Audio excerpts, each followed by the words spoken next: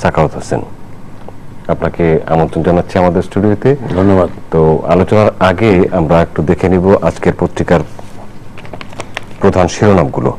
দৈনিক ইত্তেফাক, ঘুষ ছাড়া কাজ হয় না ভূমি অফিসে, গাজীপুরে দালাল পাষাণ মন গলে না, রূপগঞ্জে মন রক্ষা না করে উপায় নেই, সাভারে সরকারি ফিতে খারিজ হয় না।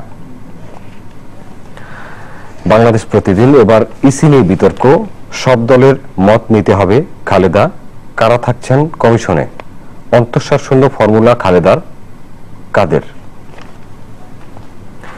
দৈনিক মানব জমিন, তত্ত্বাবধায়ক নয় সহায়ক সরকারের প্রস্তাব খালেদার, প্রত্যাখ্যান কাদেরের, জাতির সঙ্গে তামাশা।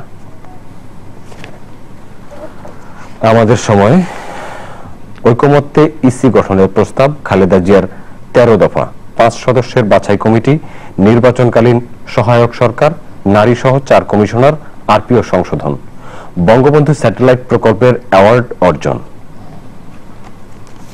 সকালের খবর, ঐকমত্যের ভিত্তিতে ইসি গঠন করতে হবে খালেদা জিয়া, নারায়ণগঞ্জ সিটি নির্বাচন আওয়ামী লীগের প্রার্থী আইভি, বিএনপির তৈমুর।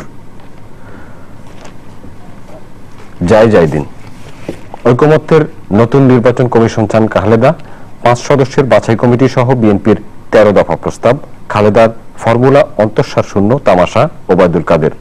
জেলা পরিষদ নির্বাচনের তফসিল কাল। ভোরের কাগজ, মতৈক্যের ইসি চান খালেদা জিয়া, সংবাদ সম্মেলনে নতুন নির্বাচন কমিশন গঠনের সুপারিশ উত্থাপন, আইটিইউ পুরস্কার পেল বঙ্গবন্ধু স্যাটেলাইট। আমাদের অর্থনীতি, ডিজিটাল হচ্ছে ভূমি ব্যবস্থাপনা, ইসি পুনর্গঠনে বিএনপির 13 দফা, ঐকমত্যের ভিত্তিতে নির্বাচন কমিশন গঠনের সুপারিশ খালেদা জিয়ার। দৈনিক দিনকাল, ঐকমত্যের ভিত্তিতে ইসি গঠন করুন, নিরপেক্ষ অভিজ্ঞ ও ব্যক্তিত্ব সম্পন্ন 5 সদস্যের বাছাই কমিটির প্রস্তাব দিলেন খালেদা জিয়া, অচিরেই নির্বাচনকালীন সহায়ক সরকারের প্রস্তাব দিবেন। বণিক বার্তা, যোগান বাড়লেও বিদ্যুৎ সংযোগে অপেক্ষা কমেনি, জেলা পরিষদ নির্বাচনের তফসিল ঘোষণা আগামীকাল।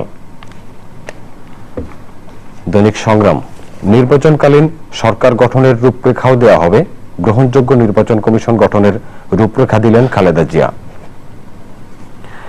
দৈনিক করতোয়া, খালেদা জিয়ার 13 দফা প্রস্তাবনা, ইসি শক্তিশালীকরণ ও আরপিও সংশোধনের সুপারিশ, নির্বাচনকালীন সহায়ক সরকারের রূপরেখা দেবে বিএনপি, কমিশনে থাকতে হবে নারী সদস্য, সব দলের ঐকমত্যে নির্বাচন, খালেদা জিয়ার প্রস্তাবনা অন্তঃসার শূন্য Quader. The Financial Express, overvalued taka strip up odds. The Independent, consensus must for election commission reconstruction, Khaleda offers 13 points proposal, Khaleda proposal has no merit Awami League. তো এই ছিল আমাদের হাতে আসা পত্রিকাগুলোর শিরোনাম। তো শিরোনামগুলোর মধ্যে বেশিরভাগই প্রাধান্য পেয়েছে বিএনপি চেয়ারপারসন বেগম খালেদা জিয়ার নির্বাচন কমিশন পুনর্গঠনের প্রস্তাব, এবং তারা আবার নির্বাচনকালীন সরকারেরও একটা প্রস্তাব দিবেন। তো আপনি একজন নির্বাচন কমিশনার ছিলেন, বর্তমান নির্বাচন কমিশনের, আগের নির্বাচন কমিশনের একজন সদস্য ছিলেন, আপনার কাছে কি মনে হয়েছে তাদের এই প্রস্তাব দেখে? ধন্যবাদ। অনেক খবর আছে, তার মধ্যে আজকে এটা একটা প্রধান খবর, কারণ একটা বৃহত্তর দল বাংলাদেশের, যারা যে কারণে হোক 2014 সালের নির্বাচনে জয়েন করেনি, এর পরবর্তী নির্বাচনে তাদের বাধ্যবাধকতা আছে জয়েন করার। ইলেকশন কমিশন যদি আমি বলি, সংজ্ঞায়িত করি, তাহলে ইলেকশন কমিশন পুরো ইলেকট্রাল সিস্টেম, বা আমরা যেটাকে আজকাল ইলেকশন প্রশাসন বলি বা ইলেকশন শাসন ব্যবস্থা বলি, ইলেকশন কমিশন হচ্ছে সেন্ট্রাল এটার মধ্যে। এখানে 3টা স্টেজ হয়। একটা স্টেজ হয় যখন আইনটি তৈরি হয়, একটা স্টেজ, সেখানে একটা সংগঠন বা ইনস্টিটিউশন আইন তৈরি করে, আইনটাকে প্রয়োগ করে সেন্ট্রাল, সেটা হচ্ছে ইলেকশন কমিশন। এবং কোনো যদি ডিসপিউট হয়, সেই ডিসপিউট নিষ্পত্তি করে আরেকটি ইনস্টিটিউশন, সেটা হচ্ছে জুডিশিয়ারি।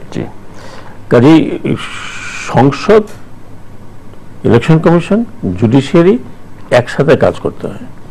এবং ইলেকশন কমিশনের সহায়ক হলো সহায়ক শক্তি হিসাবে আসে আপনি জুডিশিয়ারি, সেই সাথে প্রতিটি রাজনৈতিক দল, কারণ প্রত্যেকটি রাজনৈতিক দলই কিন্তু নির্বাচনের অংশগ্রহণ করে, সিভিল সোসাইটি, মিডিয়া। তো কাজেই এটাতে দেখা যাচ্ছে যে নির্বাচন কমিশনের শরিক বলতে যাদেরকে বোঝায় তাদের মধ্যে নির্বাচন, বা আমরা যদি এখন বলি যে রেজিস্টার্ড দল, এরা হচ্ছে প্রধান শরিক। কাজে ইলেকশন কমিশন নিয়ে উদ্বেগ কিন্তু এই প্রধান শরিকদেরই হয়। বাংলাদেশের নির্বাচন কমিশনের গঠন করার জন্য আমাদের কনস্টিটিউশনে একটি আইন এবং আইন সাপেক্ষে রাষ্ট্রপতি নিয়োগ দিবেন এরকম কথা কনস্টিটিউশনে বলা আছে, কিন্তু এই পর্যন্ত সে আইনটি হয়নি।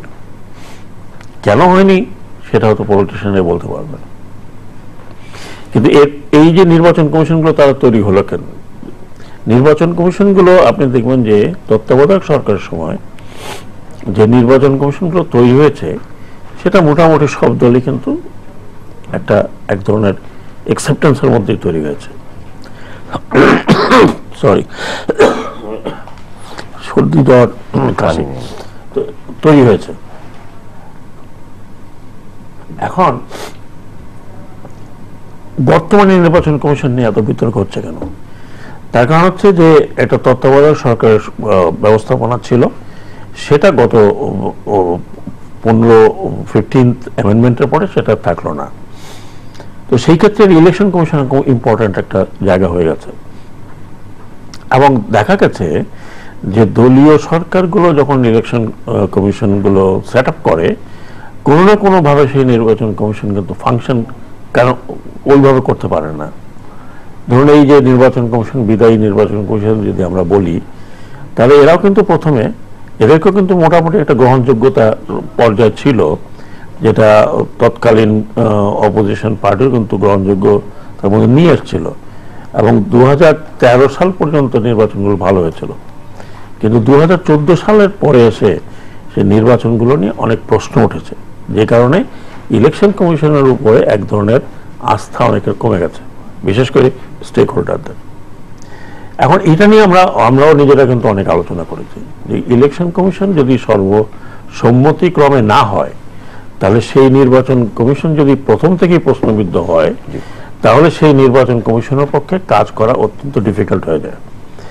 আমি এতগুলো কথা বলছি এই কারণে, কারণ এই বিষয়ে আমি গবেষণা করছি অলরেডি আমার হায়ার স্টাডিজের জন্য। আমি এই গবেষণা করার লক্ষ্যে আমি দিল্লি এবং মাত্র কাঠমান্ডু থেকে আসলাম। সেখান থেকেই এই সর্দি, রানিং নোজ আর কাশি। নেপালে একটি কনস্টিটিউশন কাউন্সিলের মাধ্যমে ইলেকশন কমিশন নির্বাচিত হয়, ইলেকশন কমিশন নিয়োজিত হয়।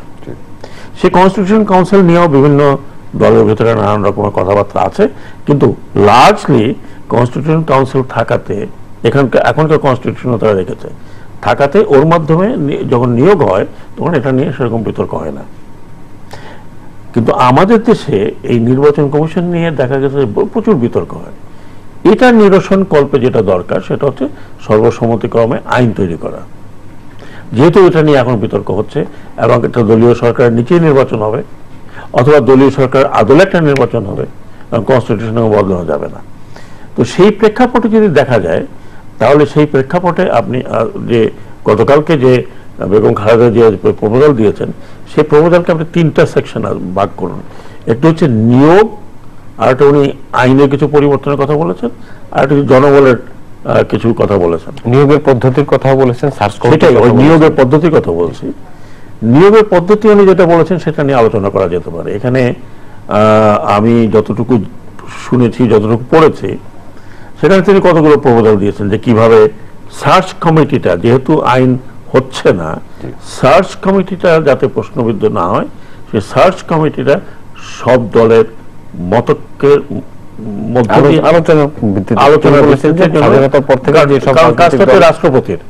রাষ্ট্রপতি নিয়োগ দিবেন, রাষ্ট্রপতির সাথে আলোচনা করে সার্চ কমিটিটা তৈরি করার লক্ষ্যে উনি একটা রূপরেখা দিয়েছেন।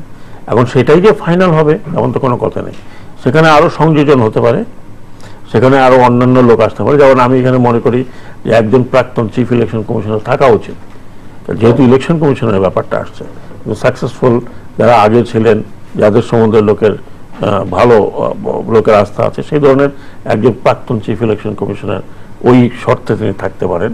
তো সিভিল সোসাইটির দুই একজন থাকতে পারেন, যদি বড় বড় দল মনে করে যে তাদের নিয়োজিত দুজন লোক থাকতে পারে যাতে এটা বিতর্কিত না হয়। তো সেইখানে আমার মনে হয় যে বিএনপির যে প্রপোজাল, সে বিএনপির প্রপোজাল একটা কাঠামো দিয়েছে, সেই কাঠামো নিয়েও আলোচনা হতে পারে। সেই কাঠামোর যেরকম বললাম সম্প্রসারণ হতে পারে, সেই কাঠামো হয়তো আরো সংকুচিত হতে পারে, কিন্তু একটা কাঠামোর প্রয়োজন সর্বসম্মতিক্রমে, যাতে তারা যাদেরকে সিলেক্ট করবে তাদের যেন কোনো বিতর্ক, তাদের নিয়ে যাতে বিতর্ক না হয়। কিন্তু সরকারি দলের পক্ষ থেকে আজকে সরকারি দলের পক্ষ থেকে আজকে রিঅ্যাকশন দেওয়া হয়েছে যে তিনি যা বলেছেন এগুলো আগের বলা এবং অন্তঃসার শূন্য কথা বলেছেন। এখন অন্তঃসার শূন্য কিনা সেটা সরকারি দল বলতে পারবে, এটা সম্বন্ধে আমি কোনো কথা বলতে চাই না। কিন্তু আমি বলতে চাই যে নিয়োগ পদ্ধতি বা নিয়োগ এমন হওয়া উচিত যাতে এটা নিয়ে বিতর্ক না হয়। আপনি তো একসময় নির্বাচন কমিশনার ছিলেন, মানে আপনার কাছে কি মনে হয়েছে যে এখনকার কমিশন অবস্থা, বা আপনি তখন ছিলেন এখন আছেন, ভবিষ্যতে যে কমিশন আসবে তাদের কাজ করার ক্ষেত্রে কোন ধরনের ত্রুটিগুলো শেষ? আমি প্রথম বললাম, দেখুন ইলেকশনের আরো অনেক দিক আছে। ভোটাররা হলো অনেক বড় একটা ইলেকশন কমিশনের বড় একটা ক্লায়েন্ট। ভোটাররা যদি মনে করে আমার এই নির্বাচন কমিশনের উপরে আমার আস্থা নেই শুরুর থেকেই, তাহলে সেই নির্বাচন কমিশন কিন্তু একটা ভালো নির্বাচন দিতে পারবে না। তো কাজে এইখানে এটা নিয়ে এই ধরনের আলোচনা কিন্তু আমরা এর আগেও করেছি, এই ধরনের আলোচনা কিন্তু সিভিল সোসাইটিতে হচ্ছে। কাজে এটা নিয়ে আমার মনে হয় যে রাজনৈতিক বক্তব্য অনেক হতে পারে, কিন্তু এটা ডেফিনেটলি একটা দেখার বিষয়। এবং সর্বশেষে আমি এই সেকশনে এটাই বলতে চাই যে নির্বাচন কমিশন যদি সর্বসম্মতিক্রমে না হয়, তার পক্ষে এই ধরনের পরিস্থিতিতে কাজ করা খুব কঠিন, যখন অনেক রাজনৈতিক দলের বিশ্বাস থাকবে না। কাজে আমার মনে হয় এটা করা উচিত। দ্বিতীয় জিনিস হলো ইলেকশন কমিশনকে তত্ত্বাবধায়ক সরকার বা কেয়ারটেকার গভর্নমেন্ট বা সরকার ওই সময় যারা থাকবে তার উপর একটা সুপারভাইজারি রোল দিতে হবে, যেটা অনেক দেশে আছে। সেই যদি না থাকে তাহলে ইলেকশন কমিশনের পক্ষে ওই সময় কাজ করা খুব কঠিন হয়ে যায়। অনেক সময় সরকার ইলেকশন কমিশনকে প্রভাবিত করতে চেষ্টা করে, এবং সেটা কিন্তু আমাদের কনস্টিটিউশনও আছে। 119-এর ধারায় বলা আছে যে নির্বাচন কমিশন ফেয়ার ফ্রি ইলেকশন করার জন্য সব ধরনের ব্যবস্থা গ্রহণ করতে পারে, সেখানে সরকারকে সীমিতও করতে পারে ইলেকশন কমিশন। এই জায়গাটা শক্তিশালী করার প্রয়োজন আছে ইলেকশন কমিশনের। দ্বিতীয় সেকশনে যদি আমি আসি, আরপিওর কথা যেগুলো বলা হয়েছে, এগুলো খুব বড় একটা বিষয় না। এটা নির্বাচন কমিশন যখন গঠিত হবে তখন সব পলিটিক্যাল পার্টির সাথে তাদের মতামত নিয়ে আরপিও এটা সংস্কার একটি চলমান ধারা, সেখানে সংযোজন হতে পারে, সেখানে বিয়োজন হতে পারে। এই আরপিওতে ওনারা যেগুলো বলছেন তার চেয়ে বড় বড় জায়গা আছে যেখানে সংযোজনের প্রয়োজন আছে। তো সেটা একটি বিষয়।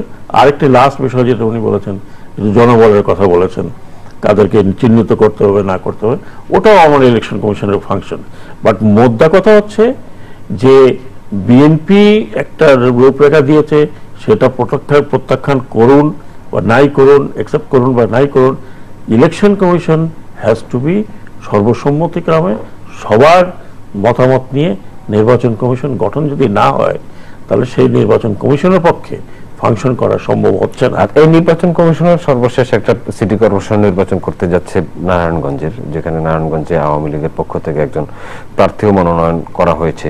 আবার কালকে ঘোষণা করতে যাচ্ছে যেটা নতুন জেলা পরিষদ নির্বাচন, এর তফসিল ঘোষণা করতে যাচ্ছে। জেলা পরিষদ নির্বাচন আর সর্বশেষ যে নারায়ণগঞ্জ সিটি কর্পোরেশন নির্বাচন এই কমিশনের অধীনে, সেটা কিভাবে দেখছেন? জেলা পরিষদ নির্বাচন তো আমার মনে হয় না যে খুব একটা বিরাট সমস্যা হবে, কারণ এটা তো খুব সীমিত আকারে, ইলেকট্রাল কলেজের মতোই প্রায়।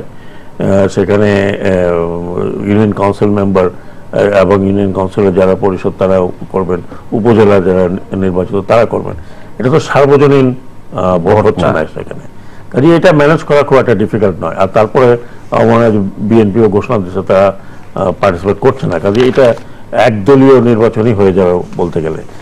আর নারায়ণগঞ্জ সিটি কর্পোরেশন নির্বাচন এবার তো আরো সহজ হওয়ার কথা, কারণ এর আগে যে নির্বাচনটা হয়েছিল সেখানে ত্রিমুখী চতুর্মুখী একটা বিষয় ছিল।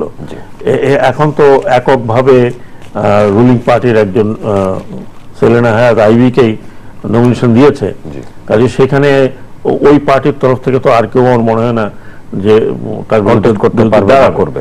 আর বিএনপি যদি দাঁড়ায় তাহলে 1-to-1 একটা ইলেকশন হবে।